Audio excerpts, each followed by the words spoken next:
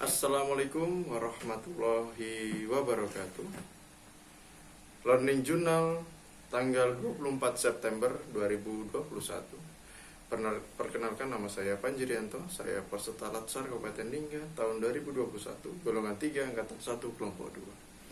Di sini saya akan berbagi cerita pengalaman pembelajaran pada saat distance learning, baik sinkronus maupun asinkronus. Pemateri kita pada hari ini adalah Ibu Devi Meliana Sari, Eskap Enkep.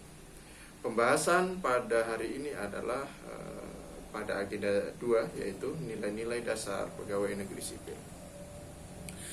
Terdapat 5 materi yang terdapat pada agenda 2, yaitu akuntabilitas, nasionalisme, etika publik, komitmen mutu, dan anti korupsi. Perbedaan akuntabilitas dengan responsibilitas adalah akuntabilitas kewajiban pertanggungjawaban yang harus dicapai, sedangkan responsibilitas kewajiban untuk bertanggung jawab. Perbedaan di sini terletak pada standar atau target yang harus tercapai, sedangkan responsibilitas cukup pada pertanggungjawabannya saja. Nilai-nilai publik yang harus kita tahu dan harus kita terapkan adalah mampu mengambil pilihan yang tepat dalam dan benar ketika terjadi konflik kepentingan antara kepentingan publik dengan kepentingan sektor, kelompok, dan pribadi, serta memiliki pemahaman dan kesadaran untuk menghindari dan mencegah keterlibatan PNS dalam politik praktis. Tingkat akuntabilitas. Ada beberapa tingkat akuntabilitas. Di sini ada akuntabilitas stakeholder, akuntabilitas organisasi, akuntabilitas kelompok, akuntabilitas individu, dan akuntabilitas personal.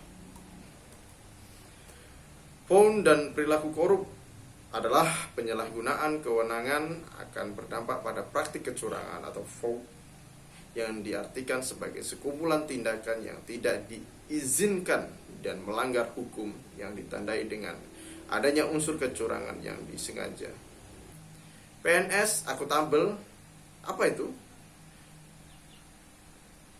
PNS yang mampu mengambil pilihan yang tepat ketika terjadi konflik kepentingan, tidak terlibat dalam politik praktis, melayani warga secara adil, konsisten dalam menjalankan tugas dan fungsinya sebagai aparatur sipil negara. Perilaku berkaitan dengan transparansi dan akses informasi.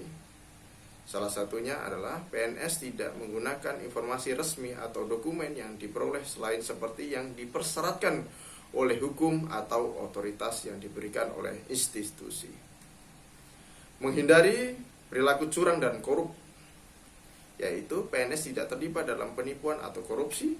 PNS dilarang berbuat curang dalam menggunakan posisi dan kewenangannya mereka untuk keuntungan pribadi. PNS melaporkan setiap pelanggaran atau kode etik yang terjadi.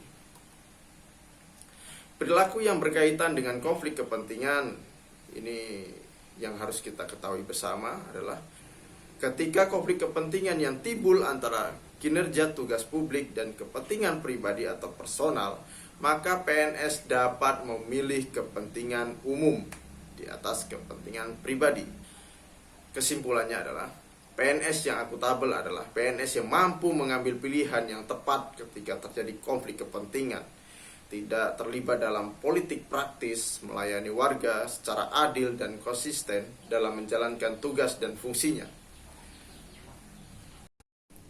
Terima kasih, sekian dari saya. Billahi taufiq wal hidayah. Wassalamualaikum warahmatullahi wabarakatuh.